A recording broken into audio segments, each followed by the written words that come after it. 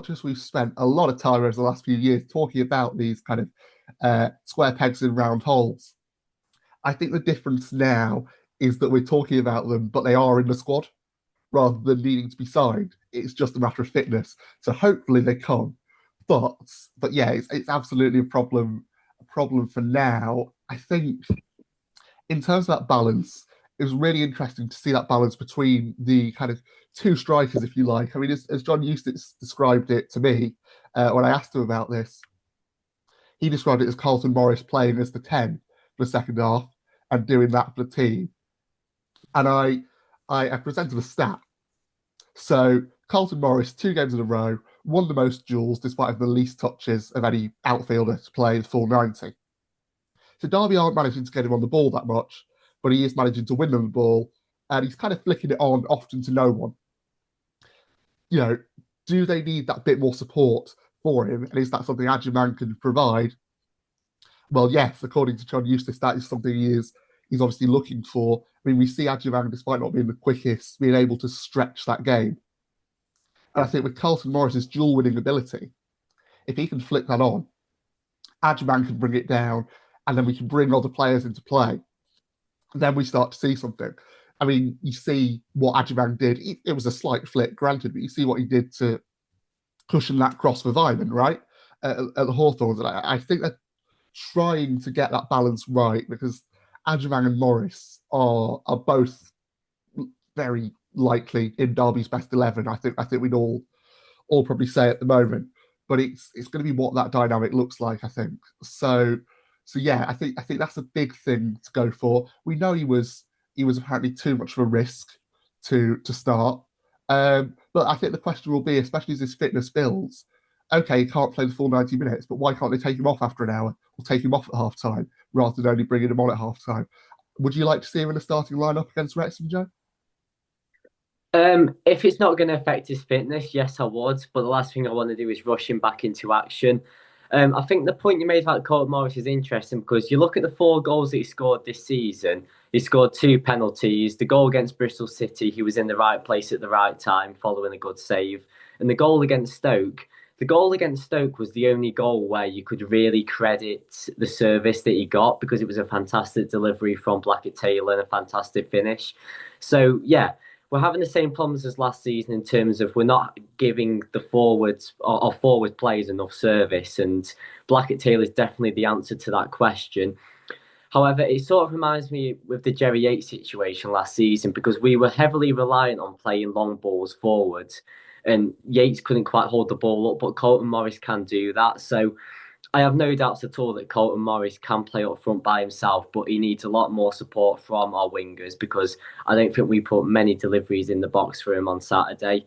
Agyemang, yes, he's not the quickest of strikers, but he shows a lot of potential. He's very good with the ball at his feet. His dribbling is fantastic. He was very unlucky not to get a goal as well when he took on that defender and he was 1-on-1. In fairness to the keeper, it was a fantastic save. So if Agyemang is fit enough to start on Saturday, I'd love to see him start because I think he's going to supply Morris that little bit of service that he needs. And once those two can get going, I think we'll be absolutely fine going forward. Chris? No, I agree. I probably wouldn't start him either. I think if he's only 80%, that's your borderline of having something happen, a groin go or a thigh go or a calf. So far, what's he done? He's done 45 minutes plus. Did he come on for 30 for the first game? 20. So he's done 65. Yeah. Behind closed doors, I believe he's had 2 60s. So they're still not getting to the ideal 80 minutes yet, are they? But is it a game for him to come out and if so, who do you take out to put him in? And are you going to play 2 up front away from home? It comes back to the good old question. Derby have the flexibility now, as you said, Jack, with the squad to be adaptable. Wrexham, we know, score lots of goals. We know they also concede lots of goals. They are the classic Kevin Keegan, win 4-3, win 5-4. Do Derby go toe-to-toe with them playing attacking football? I think we'll be picked off and lose 6-4.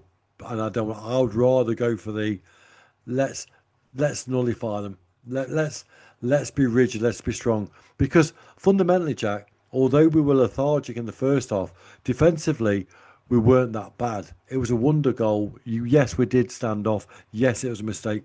But after that, like you said, nothing else happened. You take on board then the good points from West Brom, who are a very good side. You take on board the points from Ipswich, who are a very good side. They are very good away performances. And I would rather see an Ipswich style formation and performance, which is there because we've seen it against Wrexham, than possibly going to this new formation with Agyemang up top. I just think that needs to be left at a lesser side at home where we can experiment and tweak. Yeah, you want to be able to manage his minutes still, don't you? And kind of ease him in that little bit more, putting him in a tough away game, granted against the newly promoted side, but big spenders who are going to always going to be difficult, I think, as a place to go to this season, Wrexham, for pretty much everyone in one way or another, would be a bold move. And yeah, I think, as you say, you've got Carlton Morris's physicality, and then you can get your Adams Travis type situation. Kind of that can work in these away performances.